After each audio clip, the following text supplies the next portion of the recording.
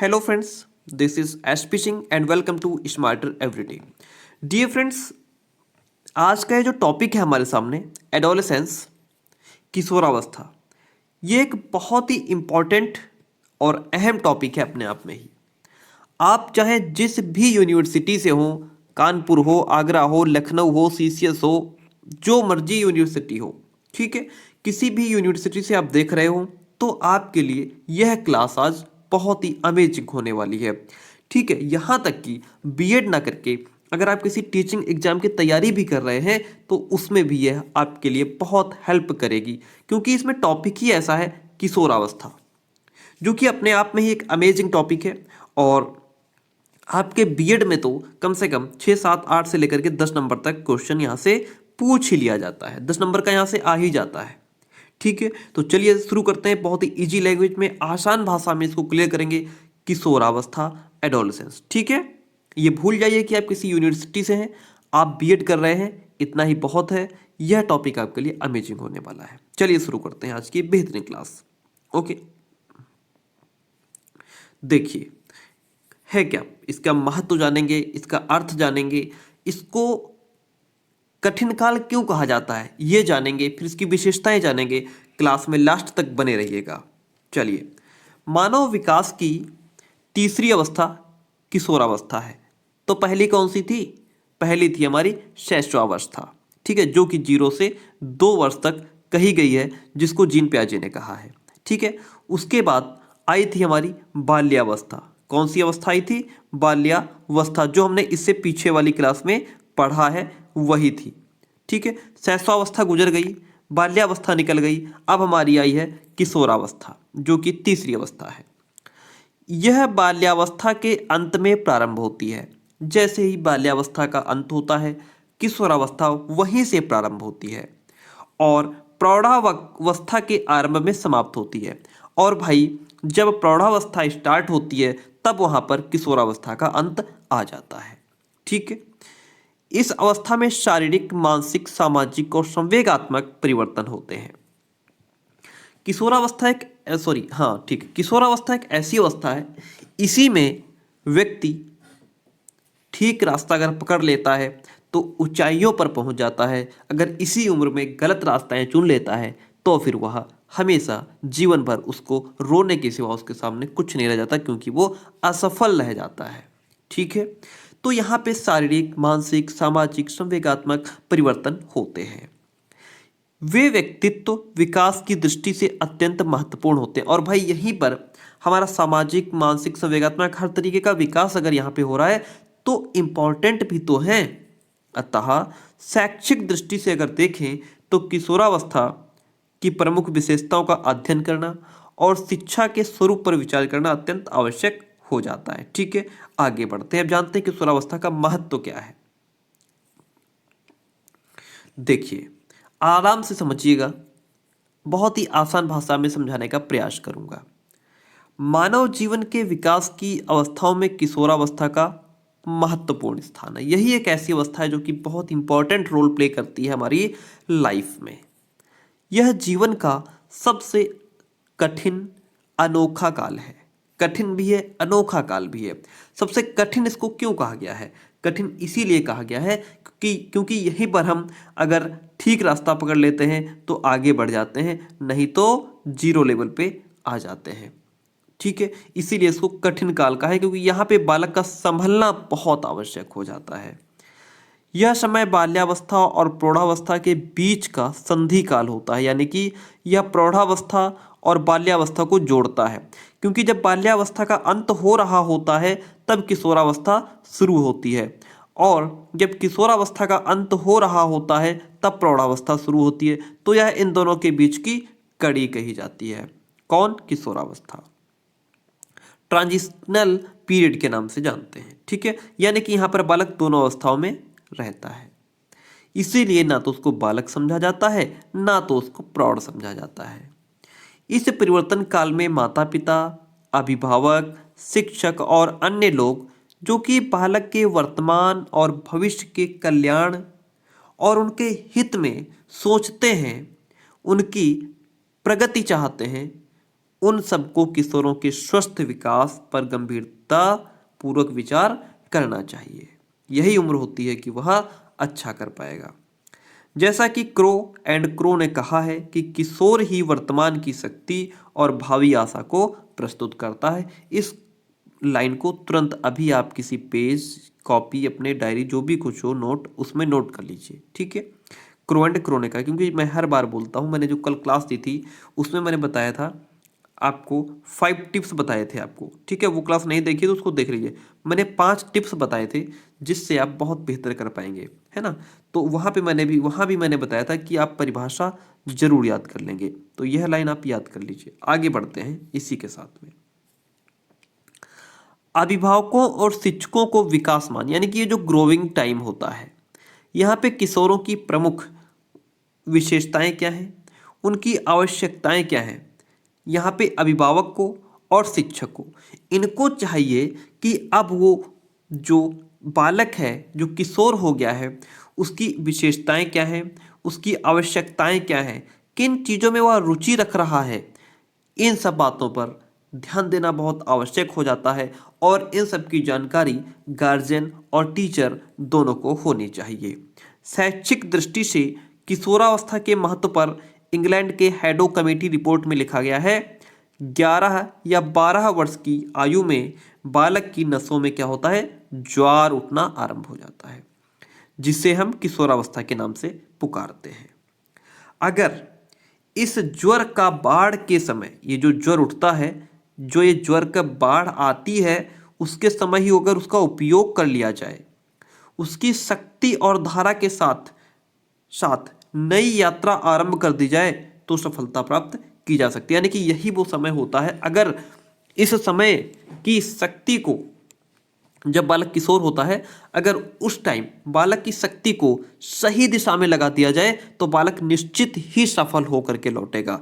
अगर वही शक्ति, क्योंकि वहाँ पे उस बालक का नया जोश, जुनून, नया खून होता है, उसके अंदर अपार शक्ति होती है, वह हर कुछ कर गुजरने को तैयार रहता है। तो वहाँ पर अगर उसकी शक्ति को ठीक पॉइंट पर लगा दिया जाए तो बालक डेफिनेटली विल डू गुड, अच्छा कर पाएगा, ठीक है। आगे बढ़ते हैं। किशोरावस्था जो है, इसका अर्थ क्या होता है, इसको जान लेते हैं थोड़ा, फिर इसकी विशेषताओं की तरफ बढ़ेंगे। देखिए, आपको यहां से किशोरावस्था बिल्कुल पढ़ा करके भेजेंगे, बिल्कुल मजबूत करके भेजेंगे। किशोरावस्था को अंग्रेजी में एडोलसेंस कहते हैं, ठीक है। आपको ये अर्थ लिखना है तो उसमें ये भी सब कुछ लिखना पड़ेगा, ठीक है। हिंदी का बच्चा इंग्लिश यूज कर सकता है, इंग्लिश का बच्चा हिंदी नहीं यूज कर सकता है, ओके। पेपर की बात कर रहा हूं, एग्जाम की कॉपी में। किशोरावस्था को अंग्रेजी भाषा में एडोलसेंस कहते हैं। यह शब्द लैटिन भाषा की एडोलेसियर क्रिया से बना हुआ है।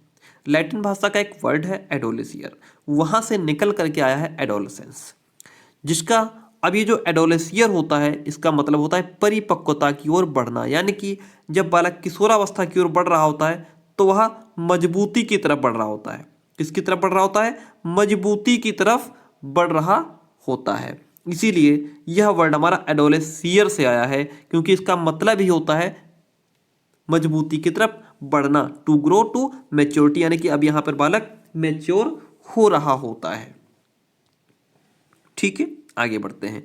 ब्लेयर जोन्स और सिम्पसन कहते हैं कि किशोरावस्था प्रत्येक व्यक्ति के जीवन में वह काल है जो बाल्यावस्था के अंत में प्रारंभ होता है। अभी मैंने बताया कि बाल्यावस्था के अंत में किशोरावस्था प्रारंभ होती है और प्रौढ़ावस्था के प्रारंभ में समाप्त हो जाता है ना। तो इसकी कुछ परिभाषाएं हैं, उनको पढ़ लेते हैं। देखिए, जर्सील्ड कहते हैं कि किशोरावस्था वह समय है जिसमें विकासशील व्यक्ति बाल्यावस्था से परिपक्वता की ओर संक्रमण करता है। यानी कि यहाँ पर जो बालक होता है वह विकासशील होता है, यानी कि उसका पूर्ण रूप से विकास नहीं हुआ होता है। विकासशील किसको कहते हैं, विकासशील उसको कहते हैं जिसका पूर्ण रूप से विकास ना हुआ हो। तो यहाँ पे किशोरावस्था में यह वह समय होता है जब जब बालक विकासशील होता है, पूर्ण तरीके से उसका विकास नहीं हो पाता है और वह अपने पूर्ण विकास को पाना चाहता है, आगे बढ़ रहा होता है। स्टेनले हॉल कहते हैं कि किशोरावस्था बड़े संघर्ष, तनाव, तूफान, विरोध की अवस्था है। इसको अगर पेपर में किशोरावस्था पहली बार तो आएगा जरूर, अगर आ जाए तो यह लाइन जरूर लिख करके आना, ठीक है। और ये आपका टीचिंग एग्जाम्स में भी ये लाइन बहुत पूछी जाती है, क्योंकि पूछता है कि ये किसने कहा है, स्टैनले हॉल ने कहा है। ठीक है, तो ये जो लाइन है वो बहुत पूछा जाता है आपके टेट सी टेट में, सुपर टेट में, जहाँ भी हो ये बहुत पूछा जाता है, इसको पढ़ लीजिए। तो स्टैनले हॉल ने क्या कहा है, क्या परिभाषा दी है, किशोरावस्था बड़े संघर्ष, यानी कि यहाँ बालक संघर्ष करने को तैयार रहता है, क्योंकि यह उम्र हमारी 19 वर्ष तक, 12 वर्ष की आयु से 18 वर्ष तक मानी जाती है। यहाँ पर हम लोग जब मान लो जब बालक 10, 11, 12 में पहुँचता है, 10 से 12 साल, यानी कि 10th क्लास से लेकर के 12th क्लास तक जो बच्चा होता है वो किशोर माना जाता है।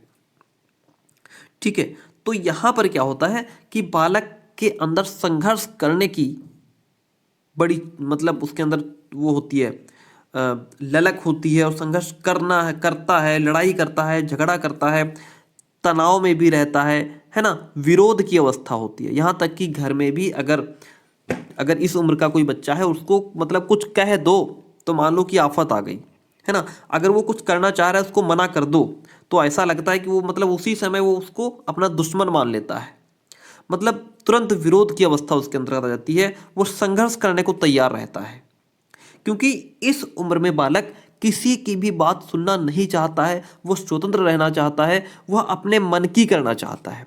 आपके घर में भी अगर कोई 11-12 साल से लेकर के अगर कोई 18 साल के बीच तक का है, तो उस पर आप आजमा के देखिए, जरूर घर में 2-4 बार लड़ाई होती होगी, है ना। मतलब वह अपने मन की करना चाहता है, उसको पिताजी समझाते हैं, माता जी समझाती हैं, बड़े भाई बहन भी समझाते हैं, लेकिन चाहे मतलब लड़कियां तब भी थोड़ा शांत रहती हैं, लेकिन लड़के तो एकदम कतई हर वक्त मारपीट पे उतरते रहते हैं। तो ये कंडीशन होती है, इसलिए इसको संघर्ष, तनाव, तूफान की अवस्था कहा गया है। ठीक है, जैसे हम ही लोग थे, जब हम लोग जो है 10th 11th 12th में थे, तब क्या था, मतलब जो है पूरा फुल आज़ादी, मस्ती, लड़ाई झगड़े सब कुछ होता था। एक समय के बाद धीरे धीरे जब हम लोग उस अवस्था से निकल करके जब हम 21, 22, 23 साल की उम्र में पहुंचते हैं, फिर धीरे धीरे वो चीज़ें गायब होने लगती हैं, फिर हमारे अंदर समझ आने लगती है, फिर हम सोचते हैं अरे यार क्या ही रखा है इन बातों में, है ना, चलो कोई एक बात कह गया, छोड़ो कोई बात नहीं, जाने दो। ये सब चीज़ें होती हैं, क्योंकि वहाँ पर बालक को, इस उम्र में बालक को क्या होता है, उसको अपनी इज्जत भी दिख रही होती है। अरे लो यार हमारी इज्जत है थोड़ी बहुत, है ना। क्लास में टीचर कुछ कहते, वो देखता है फिर लड़कियों की तरफ, अरे यार लड़कियों के सामने मेरी बेइज्जती हो गई, है ना। तो ये सब सिचुएशंस सामने आती हैं, और ये आप भी महसूस कर रहे होंगे, क्योंकि हम लोगों के ऊपर ये सब गुजर चुका है, हम लोग यहाँ से गुजर चुके हैं। स्पष्ट है कि किशोरावस्था विकास की वह अवस्था है जो तारुण्य से प्रारंभ होती है और परिपक्वता की ओर बढ़ती है। सामान्य रूप से यह अवस्था 12 वर्ष की आयु से 18 वर्ष तक मानी जाती है। ठीक है, कब से, 12 वर्ष से लेकर के 18 वर्ष तक मानी जाती है, लेकिन विभिन्न देशों में अलग अलग व्यक्तिगत भेद, संस्कृति, जलवायु आदि के कारण किशोरावस्था के विकास की अवधि में कुछ अंतर पाया जाता है। ठीक है, क्योंकि जहाँ की जलवायु गर्म होती है वहाँ बच्चे जल्दी थोड़ा ग्रो कर जाते हैं। गर्म प्रदेशों में शीत प्रधान प्रदेशों की अपेक्षा किशोरावस्था का आरंभ शीघ्र हो जाता है। हमारे यहाँ उत्तर प्रदेश में लड़के लड़कियाँ जल्दी परिपक्व हो जाते हैं, ड्यू टू जो है ये जो क्या है से, मतलब गर्म प्रदेश है ना, इसलिए जलवायु गर्म है। बालकों की तुलना में बालिकाओं में किशोरावस्था का आरंभ 2 वर्ष पूर्व हो जाता है, यानी कि अगर बालक, यानी कि अगर लड़का है तो वह, और लड़की है तो लड़की लड़के से 2 वर्ष पहले ही परिपक्व हो जाती है। ठीक है, 2 वर्ष का अंतर होता है। देखिए, कुछ मनोवैज्ञानिकों ने किशोरावस्था को 2 भागों में बांट दिया है। एक तो पूर्व किशोरावस्था जो कि 12 साल से 16 वर्ष की आयु तक कर दिया, और दूसरी को बांट दिया उत्तर किशोरावस्था, इसको कर दिया 17 से 19 वर्ष तक। ठीक है, 2 भागों में बांट दिया। बाकी हम लोग कह सकते हैं 12 से 18 तक की इसकी उम्र होती है, या 19, 1 साल इधर उधर चल जाता है, कोई दिक्कत नहीं है। ठीक है, आप 12 से 19 मान के चलिए, इसी को 2 भागों में बांट दो। ठीक है, देखिए 17 वर्ष की आयु को दोनों का विभाजक बिंदु बताया है। जैसे कि हेरलॉक ने कहा कि पूर्व और उत्तर बाल्यकाल के मध्य की विभाजन रेखा 17 वर्ष की आयु के आसपास है। ठीक है, चलो कुछ खास बात नहीं, आगे बढ़ते हैं। देखिए, बाल्यकाल और किशोरावस्था के बीच की अवधि को पूर्व किशोरावस्था माना जाता है। बाल्यकाल और किशोरावस्था, जब जो है उसका बाल्यावस्था खत्म हो रही होती है, किशोरावस्था आ रही होती है, तो वहाँ की कड़ी को पूर्व किशोरावस्था कहा जाता है। इस समय बालक पूर्ण किशोर तो नहीं बन पाता है, लेकिन उसके व्यवहार, मनोवृत्ति, दृष्टिकोण में परिवर्तन आने लगता है। पूर्व किशोरावस्था को एक बड़ी उलझन की अवस्था कहा गया है। जो पूर्व किशोरावस्था होती है उसको एक बड़ी उलझन की अवस्था कहा गया है, क्योंकि इस समय अक्सर माता पिता, अभिभावक, शिक्षक उसे बात बात पर डांटते रहते हैं, रोकते टोकते रहते हैं, और वह सदा उलझनपूर्ण स्थिति में रहता है कि वह करे क्या, किसकी माने। मतलब वो सोचता है, ले यार, मतलब मुझे तो बिल्कुल कोई आज़ादी नहीं है, मैं अपने मन की कर नहीं सकता, मेरे घर में कोई वैल्यू नहीं है, मेरी कोई इज्जत नहीं करता है। जबकि वहाँ पर उसको अपनी इज्जत फील हो रही होती है, वो समझता है कि यार मैं सब कुछ हूँ, मतलब मेरी भी इज्जत होनी चाहिए जैसे इन लोगों की इज्जत होती है। वह उसको देखता है कि जो पढ़ लिख के सक्सेस है, उसको देखता है कि यार उसके बराबर हमारी भी इज्जत होनी चाहिए। ये सब सिचुएशन उसके सामने होती हैं, लेकिन उसको कोई घास डालता नहीं है, तब वो वहाँ पर अपनी बेइज्जती फील करता है। और क्या करता है वो, मतलब उलझन में रहता है बेचारा कि वो करे तो करे क्या। ठीक है। पूर्व किशोरावस्था को अत्यंत द्रुत एवं तीव्र विकास का काल भी कहा गया है। जो पूर्व किशोरावस्था है उसको अत्यंत द्रुत और तीव्र विकास होता है। यहाँ पे शारीरिक विकास के साथ साथ इसमें विकास के सभी पक्षों में तेजी आ जाती है। हर तरीके से बालक का विकास हो रहा होता है, चाहे वो शारीरिक हो, सामाजिक हो, मानसिक हो, कोई भी किसी भी प्रकार का हो। अब किशोरावस्था के कुछ सिद्धांत, कुछ क्या मतलब 2 सिद्धांत है, इनको पढ़ लेते हैं। देखिए, त्वरित विकास का सिद्धांत। इस सिद्धांत का समर्थन स्टेनले हॉल ने अपनी पुस्तक एडोलसेंस नामक पुस्तक में किया है। जो त्वरित विकास का सिद्धांत, थ्योरी ऑफ सॉल्टेटरी जो डेवलपमेंट है, इसका किसने किया? स्टेनले हॉल ने। इनका कहना है कि किशोरों में अनेक क्रांतिकारी परिवर्तन अचानक आ जाते हैं। वो कहते हैं, स्टेनले हॉल कहते हैं कि जो किशोर होते हैं उनमें अनेक क्रांतिकारी परिवर्तन आ जाते हैं, जिनका शैशव या बाल्यकाल से कोई संबंध दूर दूर तक नहीं होता है। स्टेनले हॉल के शब्दों में, किशोर अथवा किशोरी में जो शारीरिक और मानसिक परिवर्तन आते हैं वे एकदम छलांग मार कर आते हैं, अचानक से। हम देखते नहीं कभी कभी कि किसी बच्चे को, अरे यार ये तो मतलब साल भर पहले तो ऐसा था, है ना, और अभी देखो ये तो कैसा घूम रहा है, एकदम कतई युवा हो गया। तो कितनी जल्दी में परिवर्तन आ जाता है ना। चलिए आगे बढ़ते हैं। जो बालक 1 साल पहले नाक पोंछते घूमते थे, वो पता लगता है कि अब बढ़िया चश्मा लगा के हीरो बन के घूम रहे। ये सब एकदम से अचानक परिवर्तन हो जाता है। क्रमिक विकास का सिद्धांत देखिए, थ्योरी ऑफ ग्रेजुअल डेवलपमेंट। इस सिद्धांत के समर्थक कौन है? थॉर्नडाइक, किंग और हॉलिंगवर्थ। इनका कथन है कि किशोरावस्था में शारीरिक, मानसिक और संवेगात्मक परिवर्तनों के फलस्वरूप जो नवीनताएं दिखाई देती हैं वे एकदम नहीं आती हैं। ये कहते हैं कि वो धीरे धीरे आती हैं। इस संबंध में किंग महोदय का कथन है, जिस प्रकार एक ऋतु के आगमन के चिन्ह दिखाई देने लगते हैं, उसी प्रकार बाल्यावस्था और किशोरावस्था एक दूसरे से संबंधित रहती हैं। ठीक है, ये क्रमिक विकास का सिद्धांत है। ये कहते हैं अचानक परिवर्तन आता है, और ये सिद्धांत कह रहा है क्रमिक है, धीरे धीरे आता है। ठीक है, ये अंतर है दोनों सिद्धांतों में। इसको क्या कहते हैं, इसका समर्थन किसने किया है? स्टेनले हॉल ने। इसका समर्थन थॉर्नडाइक, किंग और हॉलिंगवर्थ करते हैं। इसका सीधा सिद्धांत है, ये क्या कहता है? ये कहता है जो भी परिवर्तन आता है वो छलांग मार करके आता है। ये कहता है नहीं, धीरे धीरे सब एक क्रम में होता है। ओके, ये 2 सिद्धांत हैं, इनको आप याद कर लीजिए बढ़िया से। आगे बढ़ते हैं। किशोरावस्था जीवन का सबसे कठिन काल क्यों कहा गया है, इस बात को थोड़ा क्लियर करेंगे। ये क्या हो गया? चलिए, किशोरावस्था जीवन का सबसे कठिन काल क्यों कहा गया है, इसको क्लियर करते हैं। देखिए, किशोरावस्था वह अवस्था है जिसमें व्यक्ति बाल्यावस्था में परिपक्वता की ओर बढ़ रहा होता है। आपको पता है, मैंने अभी बताया, इस अवस्था में सबसे अधिक अपराध होते हैं। यह वो अवस्था है जब बालक अधिक से अधिक अपराध करता है। ठीक है, गांव में किसी से लड़ाई हो गई, खोपड़ी फोड़ के भाग आएगा, है ना, पत्थर मार के भाग आएगा। किशोर में व्यवहार संबंधी समस्याएं सबसे अधिक इसी अवस्था में पाई जाती हैं। उसका व्यवहार कैसा है, वह कैसे लोगों के साथ उठना बैठना पसंद करता है, कैसे लोगों से वो दोस्ती बनाता है, यह सब इस उम्र में बहुत कुछ। किशोरावस्था में उत्पन्न होने वाली काम वासना किशोर तथा किशोरी के जीवन पर विशेष प्रभाव डालती हैं। इस उम्र में जो काम वासना है वह भी बच्चों में तीव्र होने लगती है, उत्तेजित होने लगती है। उसके व्यक्तित्व का प्रत्येक क्षेत्र प्रभावित होता है। उसके व्यवहार की प्रकृति इसी पर निर्भर भी होती है। अब देखिए, इस अवस्था में किशोर और किशोरियों की अपराध प्रवृत्ति अपनी चरम सीमा पर पहुंच जाती है। अपराध करने में माहिर होते हैं, लड़ाई झगड़ा मारपीट नंबर 1 पे। बालक नशीली वस्तुओं का सेवन आरंभ कर देते हैं। अगर बालकों को रोका टोका ना जाए तो वह नशीली वस्तुओं का सेवन कर देते हैं, शुरू कर देते हैं, चुपके भी शुरू कर देते हैं। तो इसलिए बालकों पर विशेष ध्यान देना होता है।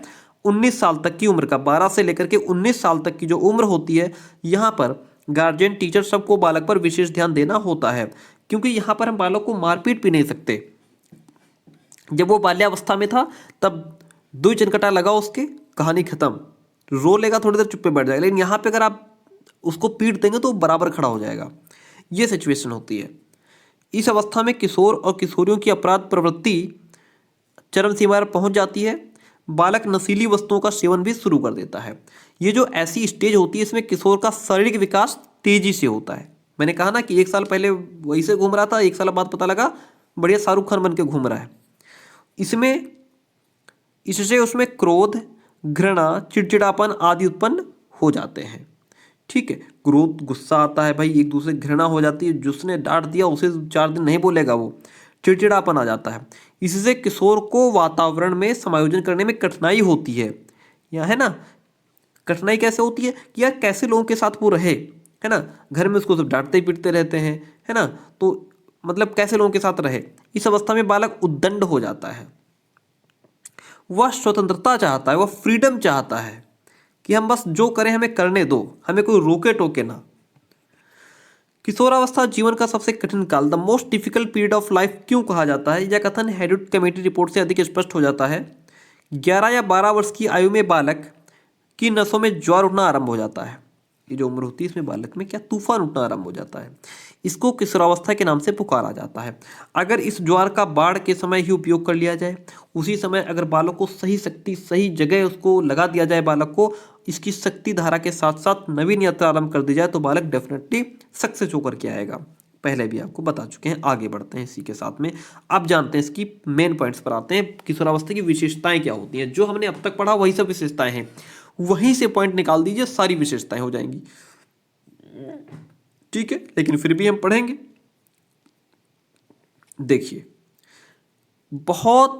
देखिए बीएड जो है बहुत अमेजिंग, बहुत इंटरेस्टिंग क्लास है। ठीक है, इसमें बहुत मज़ा आता है पढ़ने में। साइकोलॉजी कितना गजब लाजवाब सब्जेक्ट है, पढ़ने मतलब बहुत अच्छा सब्जेक्ट है। चलिए आगे बढ़ते हैं, बाकी बातें बाद में।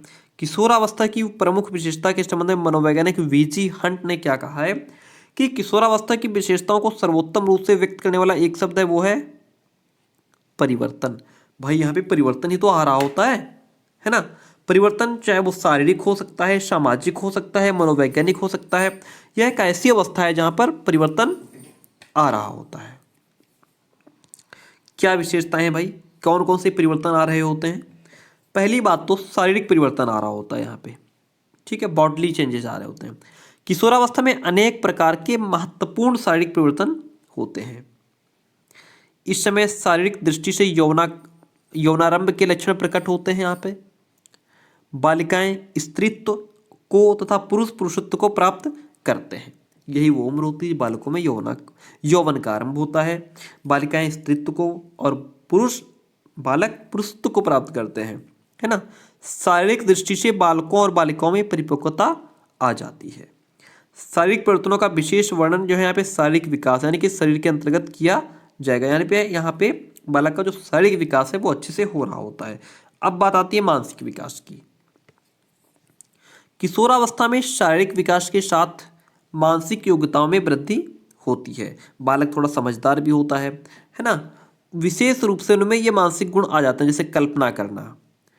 बालक यहाँ पे कल्पना बहुत करता है, अरे यार मैं ये होता, मैं वो होता, मैं ये कर लेता, मैं वो, मेरे पास भी इसके जैसी बाइक होती, मैं भी दिन भर बाइक पे घूमता, है ना, पूरे गांव के चक्कर काटता, गलियों में घूमता। स्मृति दिन भर दिन के स्वप्न बहुत देखता है, मतलब जो है दिवा स्वप्नों में खोया रहता है, काश ऐसा हो जाता। दिवा स्वप्नों की अधिकता होती है। तर्क वितर्क बहुत करता है, निर्णय शक्ति में वृद्धि आ जाती है। विरोधी मानसिक दशाएं, हर वक्त लड़ाई झगड़े को तैयार, विरोध करने को तैयार रहता है ना। ये सब सिचुएशंस यहाँ पे होती हैं। स्थायित्व और समायोजन का, यहाँ पे बालक स्थायित्व तो नहीं हो पाता, उसमें स्थायित्व तो नहीं आ पाता है, बालक यहाँ पे स्टैब्लिश नहीं हो पाता है, यहाँ बालक समायोजन नहीं कर पाता है, ये समस्या होती है उसको। समायोजन कि कैसे लोगों के साथ वो रहे, दूसरों के साथ समायोजन नहीं कर पाता, एडजस्टमेंट नहीं कर पाता है। सॉरी, आगे देखिए, संवेगात्मक जीवन। संवेगात्मक जीवन में क्या है, किशोर का जीवन बहुत ही भावनात्मक होता है, भावात्मक होता है। संवेगात्मक आवेश में वह असंभव और असाधारण कार्य करने की संकल्पना कर डालता है, मतलब जो नहीं कर पाएगा वो भी करने को वो तैयार हो जाता है, अरे ये तो हो जाएगा।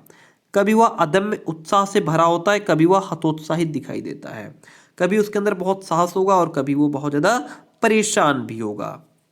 यहाँ पे बालक में विरोधी मानसिक दशाएं, वही बात आ गई, किशोर में विरोधी मानसिक दशाएं उसे कभी स्वार्थी और कभी स्वार्थ रहित बना देती हैं। यानी कि वो अपना भला चाहता है, अपना स्वार्थ देखता है, दूसरे का नुकसान हो रहा है होने दो, कोई दिक्कत नहीं है उसको, अपना भला चाहता है वो यहाँ पे। इसका कारण संवेगात्मक जीवन में अपने को समायोजित कर सकता है। किशोरावस्था उच्च स्तर पर यानी कि ऑन हायर लेवल, प्रारंभ बाल्यकाल का पुनरावर्तन है। बौद्धिक रूप से वह अवश्य बालक से श्रेष्ठ होता है, भाई डेफिनेटली यहाँ पे वो बालक से तो श्रेष्ठ है क्योंकि अब वो किशोरावस्था में आ गया है, पर संवेगात्मक रूप से वह अधिक उलझन युक्त और अव्यवस्थित रहता है। बालक से तो श्रेष्ठ हो जाता है लेकिन अंदर से वो उलझन उसके अंदर रहती है, वो स्थिर नहीं रह पाता है, छोटी छोटी बातों को लेकर शीघ्र ही दुखी हो जाता है, परेशान हो जाता है, नाराज हो जाता है, और कभी कभी वो बहुत प्रसन्न, हंसता हुआ, मजाक करता हुआ, मस्ती करता हुआ, दूसरों के साथ खेलता हुआ नजर आता है। दूसरे क्षण ही वो बहुत जल्दी दुखी हो जाता है, बहुत जल्दी चिंतित हो जाता है, उदासीन दिखाई देता है। यह सब उसमें मानसिक दशाएं आ जाती हैं। अब आ गई मानसिक स्वतंत्रता और अधिकारियों के प्रति विद्रोह की भावना। इस अवस्था में मानसिक स्वतंत्रता की भावना प्रबल होती है। किशोर बड़ों के आदेशों, विभिन्न परंपराओं, रीति रिवाजों और अंधविश्वासों के बंधन में नहीं रहना चाहता। तो वो सोचता है क्या यार ये रीति रिवाज है ना, पुराने रीति रिवाज हैं, परंपराएं हैं, ये सब वो नहीं मानने को तैयार है। किशोर बड़ों के आदेशों को मानने को तैयार नहीं है, चाहे वो टीचर हो, पेरेंट्स हो, बात नहीं सुनना चाहता। वो क्या है, यह उसे संतुष्ट नहीं करता, कैसे है और क्यों है इसकी संतुष्टि वह करना चाहता है। इस समय उनमें बिना तर्क के किसी बात को स्वीकार करने की प्रवृत्ति दिखाई देती है। आगे बढ़ते हैं। वृद्धि का अधिकतम विकास होता है। देखिए वृद्धि नहीं, बुद्धि का विकास हो रहा होता है यहाँ पे। किशोरावस्था में बौद्धिक विकास अपनी चरम सीमा पर पहुंच जाता है। साइकोलॉजिस्ट कहते हैं कि 16 वर्ष की अवस्था तक सामान्यतः मानसिक आयु में वृद्धि होती है। 16 वर्ष की अवस्था तक, ध्यान रखिए, 16 वर्ष की अवस्था तक सामान्यतः मानसिक आयु में वृद्धि होती है। बुद्धि परीक्षण द्वारा मानसिक आयु ज्ञात होता है, ये भी क्लियर है बात। इसका उल्लेख आगे किया जाएगा। बौद्धिक विकास की पूर्णता के कारण किशोर में क्या क्या बौद्धिक कार्य, नंबर 1 तो प्रत्यय यानी कि कॉन्सेप्ट्स के आधार पर वो अमूर्त चिंतन करने की क्षमता उसके अंदर अब आ जाती है। अब वह अमूर्त चिंतन, एब्स्ट्रैक्ट थिंकिंग कर सकता है। तर्क और निर्णय करने की क्षमता उसके अंदर आ जाती है। यहाँ पे अगर आपको ये हेडिंग लिखनी है तो आप इतना लिखिएगा, बुद्धि का अधिकतम विकास, फिर आप लिखिएगा यहाँ से 5 पॉइंट, ये आप काट दीजिएगा, ठीक है। नंबर 1 लिखिएगा, प्रत्ययों के आधार पर अमूर्त चिंतन उसके अंदर आ जाता है, तर्क और निर्णय की क्षमता आ जाती है, ध्यान केंद्रित करने की क्षमता आ जाती है, स्मृति विस्तार की क्षमता आ जाती है, रचनात्मक यानी कि क्रिएटिव इमेजिनेशन की क्षमता बालक के अंदर आ जाती है, ठीक है। जस्ट अ मिनट प्लीज, ये हटा दें, चलो हट गया। देखिए आगे पढ़ते हैं। तो ये है, इतना था हमारा, ठीक है। अब क्या था, उसकी रुचियों में भी परिवर्तन आ जाता है बालक की। किसमें? रुचियों में, चेंज ऑफ इंटरेस्ट। किशोरावस्था में शारीरिक और मानसिक परिवर्तनों के साथ उनकी रुचियों में भी परिवर्तन होता रहता है, इंटरेस्ट बालक का बदलता रहता है। किशोर और किशोरियों की रुचियों में समानता नहीं होती है, विभिन्नता भी पाई जाती है। दोनों में पत्र पत्रिकाएं, कहानियाँ, नाटक, उपन्यास पढ़ना, संगीत कला, अभिनय अभिनय मतलब एक्टिंग में पार्टिसिपेट करना, सिनेमा देखना, टीवी, रेडियो, अपने शरीर को सुंदर बनाने का प्रयत्न करना, ये सब प्रवृत्तियाँ देखी जा सकती हैं। किशोरों में खेलकूद, व्यायाम, दौड़ धूप करना, साहस के काम करना, ताकत वाले काम करना, इनमें रुचि होती है। किशोरियाँ क्या सोचती हैं लड़कियाँ, उनमें कढ़ाई, बुनाई, नृत्य, कला, संगीत, ये सब शरीर को वस्त्राभूषण यानी कि आभूषणों से सुशोभित करना अपने शरीर को, ये सब रुचियाँ उनमें दिखाई देती हैं। फिर बालकों में फिर क्या होता है, डेवलपमेंट ऑफ सेक्स इंस्टिंक्ट यानी कि काम भावना का विकास। किशोरावस्था में काम प्रवृत्ति क्रियाशील हो उठती है क्योंकि अब वो किशोर हो रहे हैं, उनके शरीर में परिवर्तन हो रहा है। तो यहाँ पे मनोवैज्ञानिक रॉस ने स्लॉटर के इस कथन को समर्थन किया, काम समस्त जीवन का नहीं तो किशोरावस्था का अवश्य ही मूल तथ्य है। काम जो है वो समस्त जीवन का नहीं लेकिन किशोरावस्था का मूल तथ्य है। एक विशाल नदी के अति प्रवाह के समान यह जीवन की भूमि के बड़े भागों को सींचता है और उपजाऊ बनाता है। ठीक है, आगे देखिए। निसंदेह किशोरावस्था का केंद्रीय तथ्य यौनिक विकास, सेक्सुअल डेवलपमेंट है। डॉक्टर जोन्स का विचार है कि किशोरावस्था से शैशव काल के यौनिक विकास का पुनरावर्तन होता है। शैशव का दबा हुआ यौन आवेग अब जो बाल्यकाल में सुप्त अवस्था में था वह किशोरावस्था में आकर के जागृत हो जाता है। इस भावना के विकास के कारण किशोरों में बेचैनी, हाथ के नाखून चबाना, पेंसिल मुंह में देना और लड़कियों का बार बार अपने आंचल को उंगलियों से लपेटना, ये सब व्यवहार देखे जाते हैं। आत्म प्रेम देखिए, ऑटो इरोटिसिज्म। शुरुआत में तो यह भावना आत्म प्रेम के रूप में दिखाई देती है। इस अवस्था में वह अपने को यथासंभव आकर्षक बनाने का प्रयास करता है, चाहे किशोर है किशोरी हो। अपने को ही देखता है कि बस मैं सुंदर दिखूं, देखता है, संवारता है, अपने समान किसी को नहीं समझता, जैसा मैं हूँ ऐसा कोई है ही नहीं। यानी कि अगर सुंदर है तो फिर अपने उसको घमंड हो जाता है, हम तो सुंदर हैं, अपने में ही मस्त रहता है। फिर वो देखता है क्या मुझे पड़ोसी देख रहा है, क्या मुझे कोई देख रहा है, मैं सुंदर लग रहा हूँ, मैं हीरो लग रहा हूँ, ये सब चीज़ें, और अपने से ही वो प्रेम करता है। ठीक है, फ्रॉयड ने इस अवस्था को नर्सिसिज्म कहा है। अब देखिए, समलिंगीय काम भावना, होम सेक्सुअल फीलिंग क्या होती है। आत्म प्रेम की स्थिति के बाद आत्म प्रेम की स्थिति के बाद जो बालकों से, बालिकाओं से मित्रता, घनिष्ठता स्थापित करते और आकर्षित होते हैं। यह घनिष्ठता साथ साथ घूमने फिरने, घंटों बातचीत करने में देखी जा सकती है। लेकिन फिर उसके बाद आता है विषम लिंगी काम भावना, हेट्रोसेक्सुअल। अंत में क्या होता है कि उत्तर किशोरावस्था में इस भावना के फलस्वरूप किशोर किशोरी एक दूसरे के प्रति आकर्षित होते हैं और रुचि रखते हैं। यानी किशोर किशोरी लड़के लड़कियों की तरफ झुकते हैं, लड़कियां लड़कों की तरफ झुकती हैं, आपस में मिलने जुलने का प्रयास करते हैं, बातचीत करते हैं, घूमने फिरने और साथ रहने की इच्छा रखते हैं। यहाँ यह कहना भी उचित प्रतीत होता है कि आवश्यक नहीं है कि यौनिक विकास की ये तीनों अवस्थाएं क्रम के अनुसार चलें, एक दूसरे के बाद निश्चित समय आए, और ये साथ साथ भी हो सकती हैं, ऐसा भी हो सकता है। यह तीन अलग अवस्थाएं थी इनकी। अब देखिए, निर्भरता और अधीनता की प्रवृत्ति होती है यहाँ पे। शैशव अवस्था में शिशु प्रत्येक काम के लिए माता पिता पर निर्भर रहता है, आपको पता है। लेकिन यहाँ पे क्या होता है, उनके अभाव में वह अपने को आरक्षित भी समझता है। शैशवावस्था की भांति इस समय किशोर में निर्भरता की प्रवृत्ति फिर से दिखाई देती है। यह निर्भरता आवश्यक नहीं है कि माता पिता के ही प्रति हो, बल्कि वह प्रवृत्ति प्रायः उन वीरों के प्रति होती है जो वास्तविक जीवन में, साहित्य में, इतिहास में पाए जाते हैं। ठीक है, वह इन नेताओं और महापुरुषों के आदर्श गुणों से प्रभावित होकर के इनके आदर्शों का अनुयायी भी हो जाता है। ठीक है, इसके बाद धार्मिक भावना का उदय होता है। किशोर ईश्वर के किसी न किसी रूप से प्रभावित होकर के ईश्वर की सत्ता में विश्वास करने लगता है। धार्मिक चेतना का प्रकाशन आत्मसंयम, आत्मनियंत्रण, कर्तव्य पालन और समाज सेवा के रूप में वह उभरता है। समाज सेवा की भावना भी यहाँ पे बालक के अंदर आ जाती है। रॉस कहते हैं कि समाज सेवा के आदर्शों का निर्माण और पोषण करता है। उसका उदार हृदय मानव जाति के प्रेम से ओतप्रोत हो जाता है। वह आदर्श समाज का निर्माण करने में सहायता प्रदान करने लगता है। कल्पना का बाहुल, यहाँ पे बालक कल्पनाशील हो जाता है। वह दिवा स्वप्न देखता है, उसके अंदर कल्पनाएं आ जाती हैं। छोटी छोटी बातों को लेकर वह कल्पना में डूब जाता है। कल्पना की प्रबलता के कारण इस आयु में क्या होता है, दिवा स्वप्न यानी कि डे ड्रीम देखने की प्रवृत्ति उसके अंदर आ जाती है।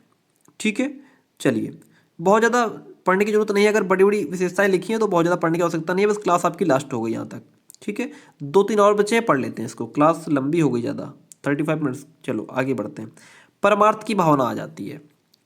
शैशवावस्था की जो स्वार्थ भावना है, किशोरावस्था में परमार्थ भावना अर्थात दूसरों का उपकार करने की भावना का रूप ले लेती है।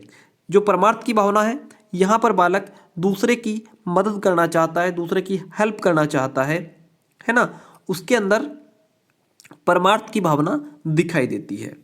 फिर उसके बाद क्या होता है कि यहाँ पे आत्मसम्मान की भावना भी बालक के अंदर, सेल्फ रिस्पेक्ट बहुत जरूरी है। यहाँ पे बालक के अंदर सेल्फ रिस्पेक्ट आ जाता है। किशोरों में आत्मसम्मान की भावना प्रबल होती है। उसे उसकी इज्जत चाहिए, उसे आत्मसम्मान चाहिए। वह छोटी छोटी बातों से अपने को अपमानित और तिरस्कृत समझने लगता है। वो सोचता है मेरी बेइज्जती हो रही है। इस समय उनके साथ अमनोवैज्ञानिक व्यवहार न करके प्रेम और सहानुभूति द्वारा उचित बातों की शिक्षा देनी चाहिए। इस आत्मसम्मान की भावना के फलस्वरूप किशोरों में आत्मनिर्भर और स्वतंत्र जीवन व्यतीत करने की भावना जागृत हो जाती है। स्वतंत्र रहना चाहते हैं, आत्मनिर्भर रहना चाहते हैं।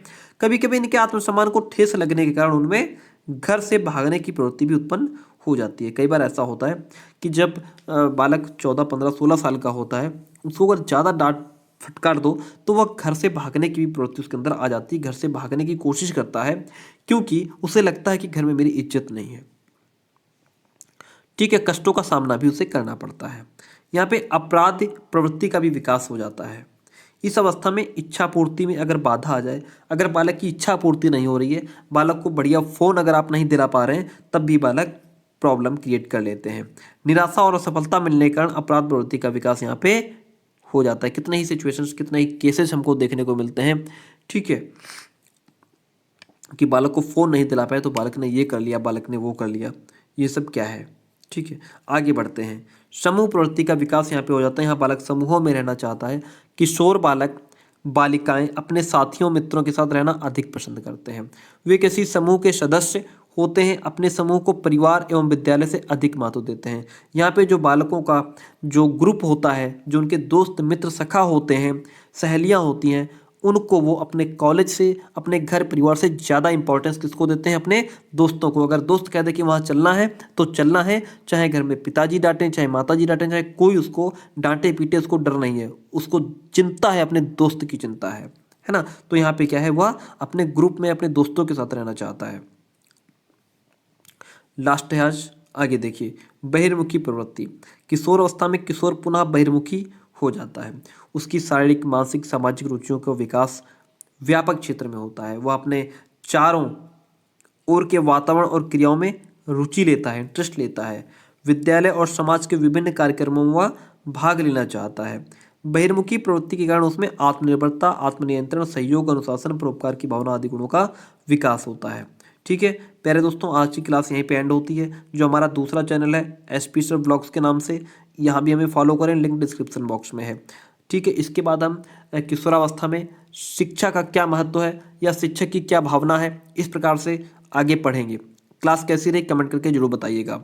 ठीक है, थैंक यू। मिलते हैं बहुत जल्दी नेक्स्ट क्लास में। बिना लाइक, बिना कमेंट किए आप नहीं जाएंगे।